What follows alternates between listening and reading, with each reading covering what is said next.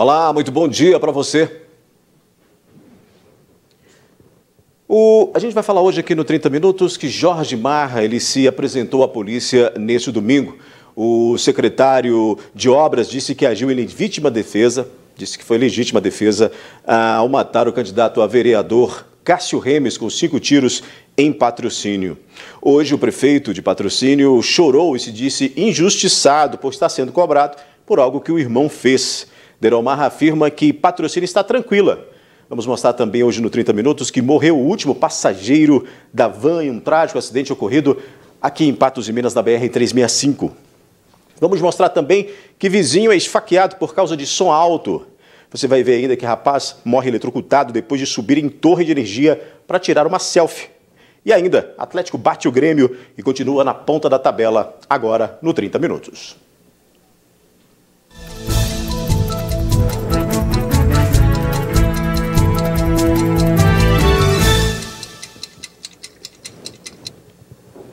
Um grupo de mulheres de Patos de Minas procurou a nossa produção para relatar um problema registrado com uma empresa em comum. Pois é, todas elas adquiriram serviços de uma transportadora da cidade de Lagoa Grande e ficaram na mão. O serviço não foi feito e o dinheiro não foi devolvido. O relato das vítimas é semelhante. Todas elas estavam em busca de serviços de transporte, seja de pessoas ou de mercadorias. Como se sentiram inseguras perante a situação, pediram para ter a imagem preservada. Ele trabalha de táxi, eu pedi ele para entregar umas mercadorias para mim em João Pinheiro, Minas Gerais, e ele levou e não entregou e não me devolveu. E quando eu percebi que aquilo ali era um golpe, eu falei, eu não posso deixar assim, eu preciso alertar as pessoas, né? Então, nas redes sociais, eu coloquei um alerta para o pessoal para tomar cuidado com esse tipo de serviço. Foi quando começaram a aparecer inúmeras pessoas que já foram lesadas, que a questão nem é o prejuízo financeiro, é o emocional. Porque ele sabe te manipular de uma forma que em algum momento você pensa assim, primeiro você pensa, nossa, como que eu fui idiota de cair. Contrataram um serviço de uma empresa localizada em Lagoa Grande. O pagamento foi feito por meio de depósito ou de transferência bancária, sempre antes do serviço de fato acontecer. Uma delas pagou R$50, outra R$90, outra R$180 e uma delas teve prejuízo de R$2.000. Elas contam uma sensação de insegurança. Foram, inclusive, acusadas pelo empresário por crimes como difamação. A gente fica meio nervosa e fala com ele por que ele está fazendo isso, se ele não tem responsabilidade e tal, se ele só pode ser uma pessoa mau caráter para agir dessa forma. Aí ele manda um print parece uma coisa de processo, mas que não dá para ler nada porque ele passou caneta em tudo. E aí fala que você vai ser processada por calúnia e difamação, como todas as outras pessoas que estão acusando ele de coisas que ele não fez. Aí eu falo, Vicente, mas como assim? Eu sou vítima, eu não fiz nada com você. Em que país que nós estamos que uma vítima é processada por algo? Não é possível. Se você tem algum problema, assim, você tá com algum problema neurológico, alguma coisa, porque não é normal você querer me acusar de uma coisa que eu não fiz nada com você. Eu só tô querendo uma justificativa. Isso causa na gente, deixa a gente bem desgostoso, sabe? Deixa a gente bem chateado, porque não foi só com a gente, foi com uma galera. E é isso que a gente não sabe. Aí eu fui, chamei a polícia, fiz um boletim de ocorrência. O policial foi na casa dele umas 3 vezes, cujo ele não estava. Depois eu fiquei sabendo que ele mudou para João Pinheiro. Agora eu já fiquei sabendo que está morando em Patos, Minas. Esse Vicente Silvério, ele tem muitos processos de agressão no antigo serviço dele.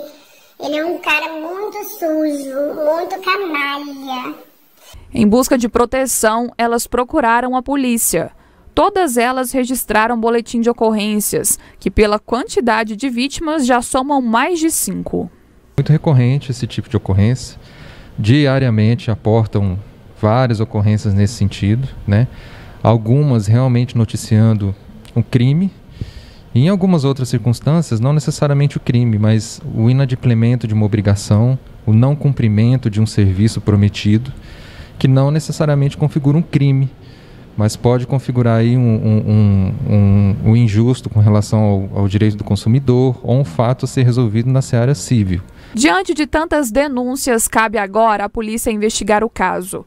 Para o delegado, o principal trabalho será identificar a conduta do empresário, se ela se encaixa em um golpe ou em um problema de direito do consumidor.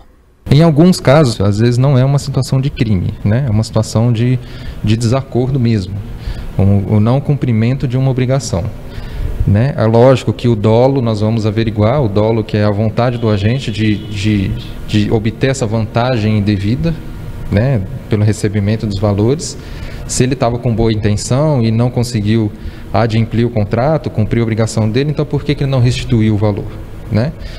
Então o dolo a gente analisa a partir daí. Mas nós vamos ouvi-lo para ver o que ele tem a dizer. Na sequência aqui no 30 Minutos nós vamos falar de uma ação solidária e de futebol. Atlético bate Grêmio e continua na ponta da tabela do Brasileirão.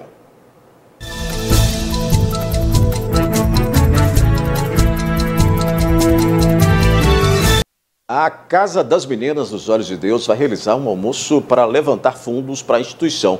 O evento será realizado no dia 18 de outubro e o local fará delivery para aqueles que comprarem os ingressos.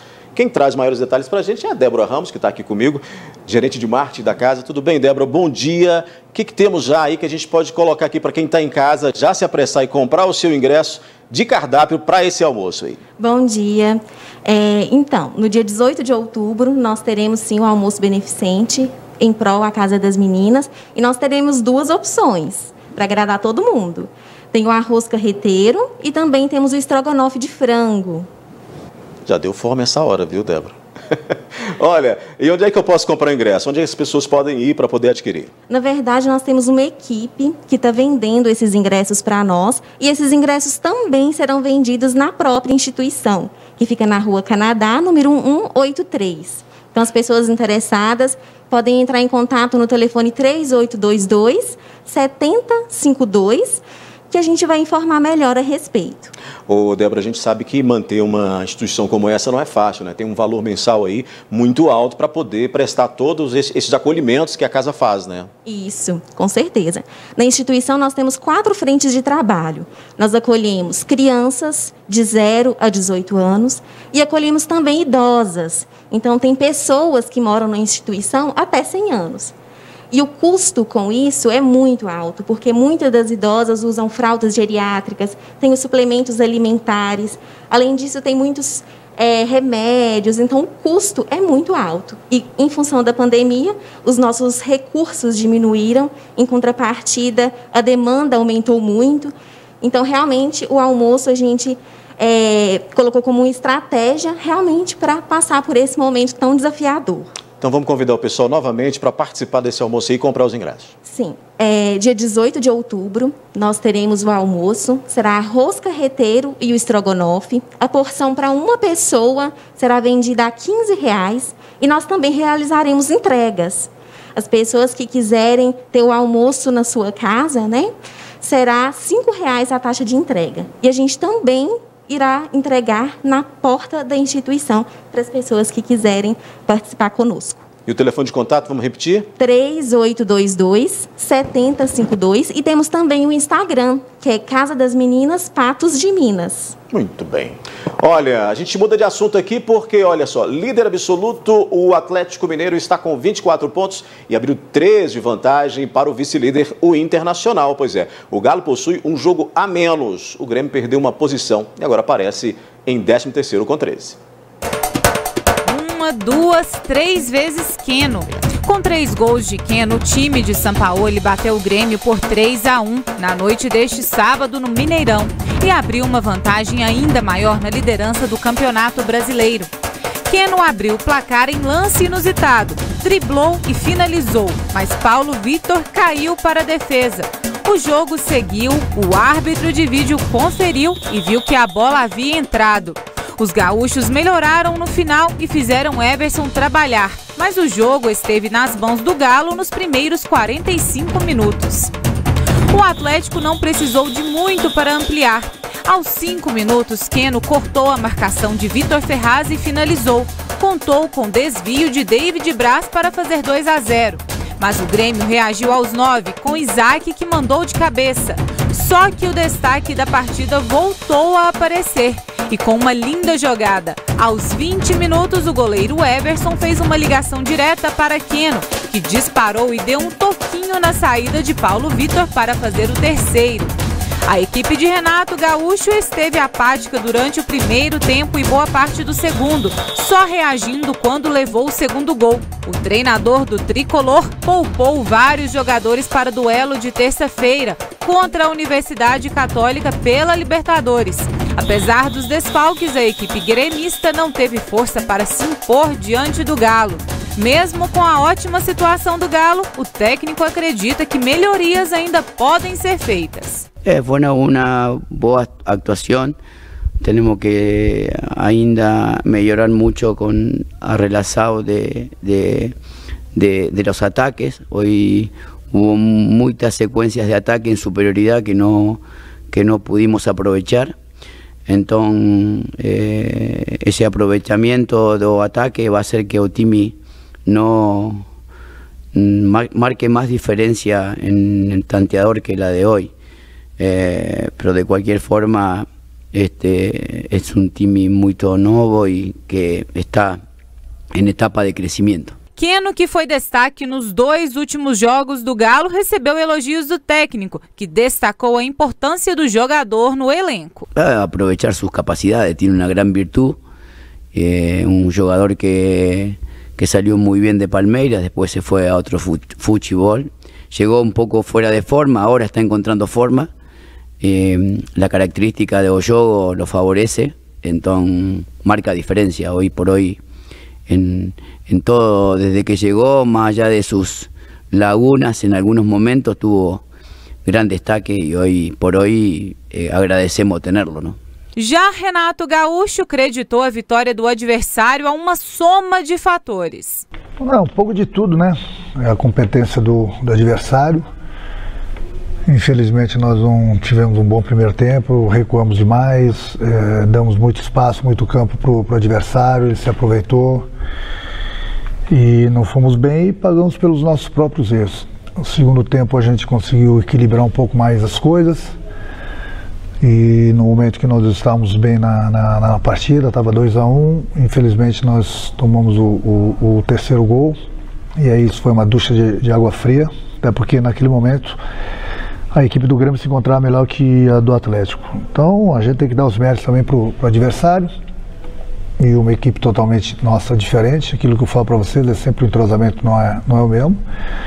E a gente enfrentou uma equipe que vai brigar pelo título, sem dúvida alguma, não é porque ela é líder do campeonato hoje. Com a 10ª vitória seguida em casa, Jorge ainda falou sobre como o time é mais forte jogando no Mineirão, tendo também o respeito dos adversários. Es una tendencia que el time acá se hace muy fuerte, intenta hacerlo también en otras canchas. La realidad es que también es un lugar muy respetado por los equipos, los teams que vienen a jugar. Pero bueno, son rachas también que en el tiempo tendrán que profundizarse para que no se corten. O sea, nosotros tenemos que saber de que tenemos que estar a un alto nivel de relaciones colectivas para que esto se mantenga en el tiempo.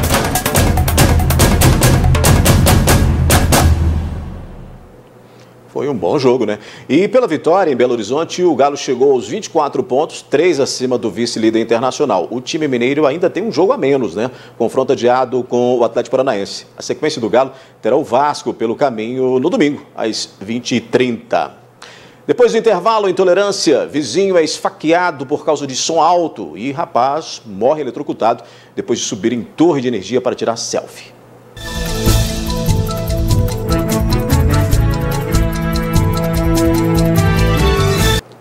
Intolerância terminou com uma tentativa de homicídio em Patos de Minas. Um homem pediu o vizinho para baixar o som e foi esfaqueado no bairro Nova Floresta. Rua Dr. João Borges, aqui no bairro Nova Floresta, e um desentendimento entre vizinhos terminou em esfaqueamento. Pois é. esse caso aqui que a Polícia Militar registra nesse sábado em Patos de Minas teve início com um som alto. Aqui, bem próximo, bem nessa rua mesmo, 2 casas aqui acima, um veículo com o som ligado incomodando a vizinhança. E o vizinho do lado foi e reclamou e chamou a polícia para resolver aquela situação, já que aquele som estava ali muito excedido no volume. A polícia veio, conversou com os envolvidos, conversou com o proprietário do carro e ele abaixou o som. Só que quando a viatura foi embora, ele voltou a aumentar esse volume. E aí o vizinho foi lá reclamar, foi quando aconteceu o esfaqueamento. O homem de 35 anos de idade, que estava com o som ligado nesta rua aqui, na caminhonete, esfaqueou o vizinho de 50 anos e com corte tão profundo que as vísceras chegaram a ser expostas, de acordo com informações do SAMU. Ele foi levado às pressas para o hospital regional, onde passou por uma cirurgia imediata, né? Um procedimento cirúrgico ali para conter toda aquela questão e está, evidentemente, em estado grave. Este morador lamentou o ocorrido nas proximidades de sua casa, mas segundo ele, há algum tempo este tipo de perturbação vem ocorrendo no bairro. Aqui é um bairro tranquilo, de trabalhador, gente boa, honesta, entendeu? Mas infelizmente, aqui, esse problema de som é quase diariamente, entendeu?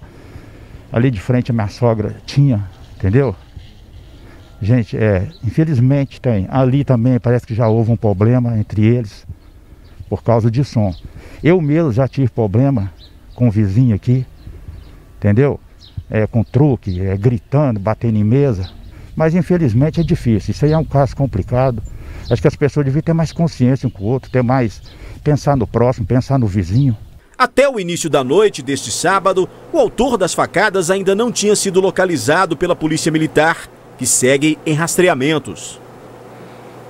Pois é, nessa manhã dessa segunda-feira a gente verificou e o vizinho ainda não foi localizado pela polícia. Um jovem maranhense que morava em Guarda dos Ferreiros morreu depois de ser eletrocutado. Edson dos Santos, de 18 anos, estava numa torre de energia tirando uma selfie quando recebeu a descarga elétrica. O rapaz morreu na hora e caiu cerca de 50 metros de altura. Quanto vale uma selfie? Um jovem de 18 anos perdeu a vida após subir em uma torre de energia elétrica para tirar uma foto na tarde de sábado em Guarda dos Ferreiros. Segundo informações, a torre fica próxima a uma fazenda. O jovem, juntamente com sua namorada, teriam subido nessa torre de mais de 70 metros para tirarem fotos. Mas ela desceu e ele ficou para fazer uma selfie. Momento esse em que ele foi eletrocutado e caiu ao solo. De acordo com a Polícia Militar de São Gotardo, uma guarnição foi acionada por uma adolescente, relatando que uma pessoa havia caído de uma torre em Guarda dos Ferreiros, distrito de São Gotardo. De imediato, uma viatura foi para o local e se deparou com Edson dos Santos Silva, de 18 anos, caído ao solo com o corpo todo queimado e parte das roupas rasgadas e queimadas. Segundo informações repassadas pela adolescente, o jovem teria subido na torre para tirar fotos e acabou sendo eletrocutado. O corpo de Edson foi encaminhado para o IML de Patos de Minas. Na sexta-feira da última semana, um fato similar também aconteceu em Patos de Minas. De acordo com o boletim de ocorrência, Thales Vinícius Fonseca de Assis estava usando uma mangueira d'água para lavar um fosso de chorume que sai do barracão de bovinos, quando se aproximou de uma carreta de alumínio usada para fixar um motor elétrico que suga e jorra o chorume para a pastagem. Nesse momento, a vítima encontrou na carretinha e recebeu uma descarga elétrica. Ele ficou com um punho colado. Outro trabalhador do local viu Thales desacordado e desligou a chave do motor. Testemunhas tentaram reanimá-lo e acionaram o SAMU, que esteve no local. Infelizmente, o jovem não resistiu e faleceu no local. Foi a médica do SAMU que constatou a morte de Thales. A perícia foi acionada e, após os trabalhos, o corpo foi encaminhado para o IML de Patos de Minas. Thales é natural de Belo Horizonte e havia feito aniversário no dia 24 deste mês, portanto, um dia antes de falecer. A seguir, aqui no 30 Minutos, Patos de Minas registra mais um óbito por Covid. Também vamos falar do caso Cássio Remes. Jorge Marra se apresentou à polícia e o prefeito Deiró Marra chora por se dizer injustiçado.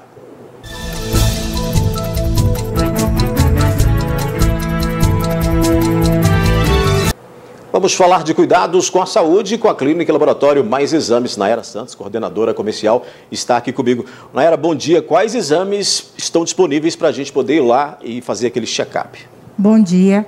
Nós temos uma grande variedade de exames entre ultrassons, tomografias, raio-x, mamografia e os exames laboratoriais. E é preciso aí ter o pedido do médico para fazer esses exames, Nayara? A gente sempre ressalta aos nossos pacientes que é muito importante ter o pedido médico para que o paciente não faça um exame desnecessário. Por isso, nós temos mais de 10 especialidades médicas, onde o paciente passa pela consulta e depois será atendido para estar realizando os exames dele. Agora, quem está em casa está querendo saber se aqueles valores especiais continuam. Continuam, sim. Nós estamos com valores de ultrassom a partir de R$ 95,00, tomografias a partir de R$ 175,00 e os exames de laboratório com 20% de desconto. E nós, da Clínica Mais Exames, também estamos realizando os testes do Covid. O PCR, que é o SUAB, ou o teste do cotonete, que o resultado sai no mesmo dia. E também o sorológico, que é o IgG e IgM, que mostra se o paciente já teve contato com o vírus ou se está com ele, também com o resultado no mesmo dia. Como é que eu faço para agendar o meu exame lá? Liga no 3814-1616 ou 9862-1616.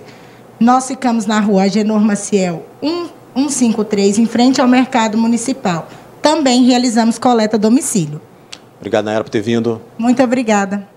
Olha, a gente continua aqui, vamos mudar de assunto, porque apenas 3 cidades mineiras ainda não registraram casos do novo coronavírus. Pelo Boletim Epidemiológico Estadual desta segunda-feira, o número de infectados ultrapassou 290 mil, quase 256 mil estão curados, 28 mil estão internados ou se recuperam da Covid em casa, E 7.240 perderam a vida para o vírus. Pois é, no informe do estado de hoje, mais um patense também morreu com Covid e agora são 58 óbitos aqui em Patos de Minas. Em Lagoa Formosa, as mortes confirmadas de boletim somam 8. Nossos sentimentos aí a todos os familiares.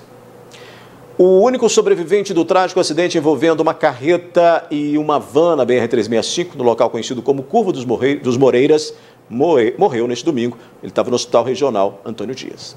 O caminhão e a van bateram de frente na madrugada do dia 21 de setembro, no quilômetro 373 da BR-365, próximo à Curva dos Moreiras, em Patos de Minas.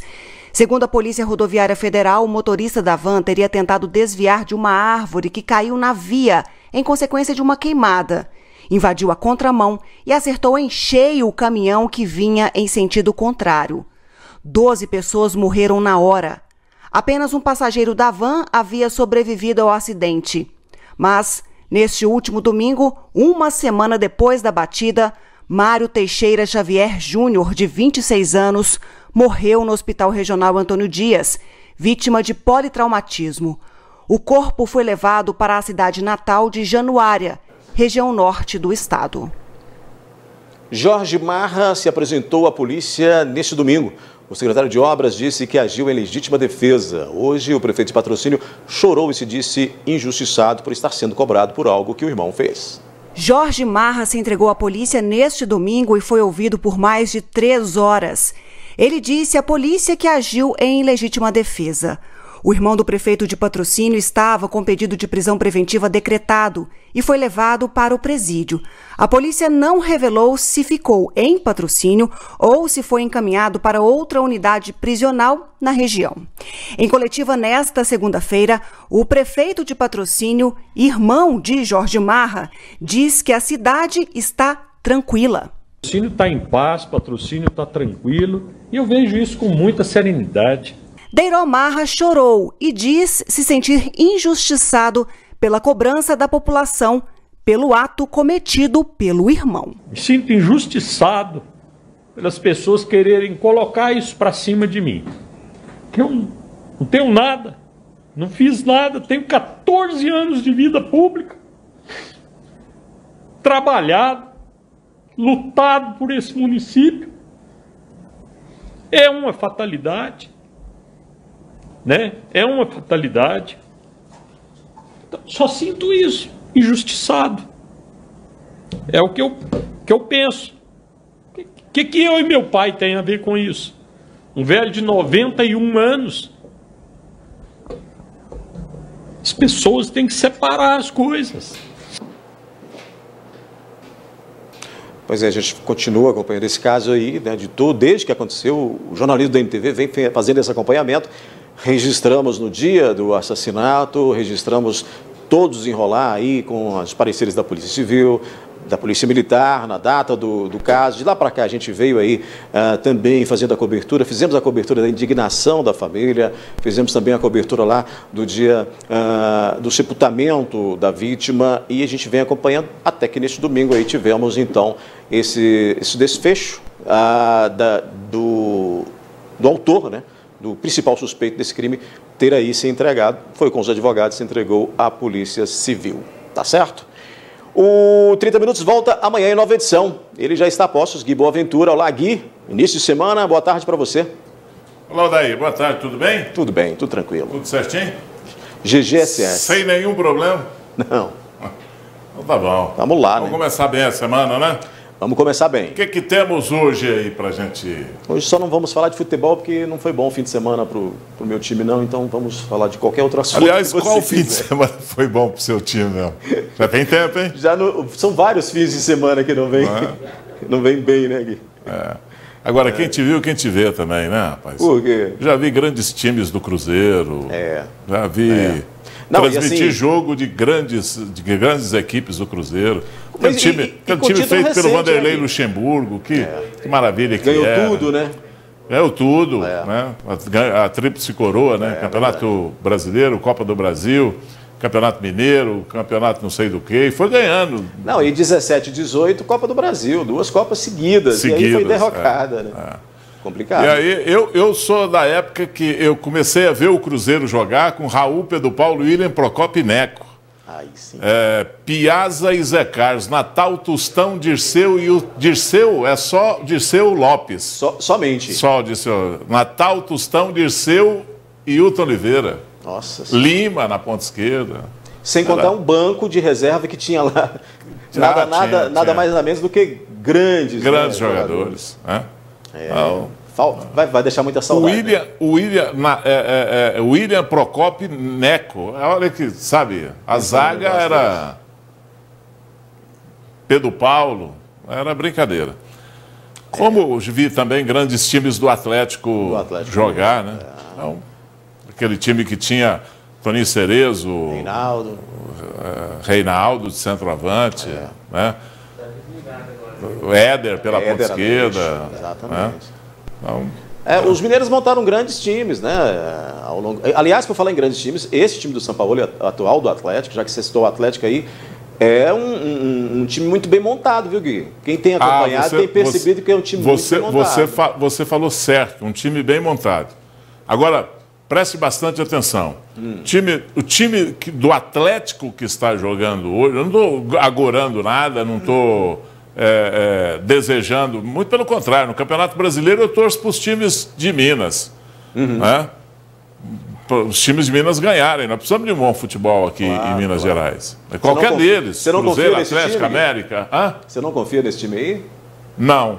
Mesmo? Eu acho que o time tem hoje uma grande consistência no sistema.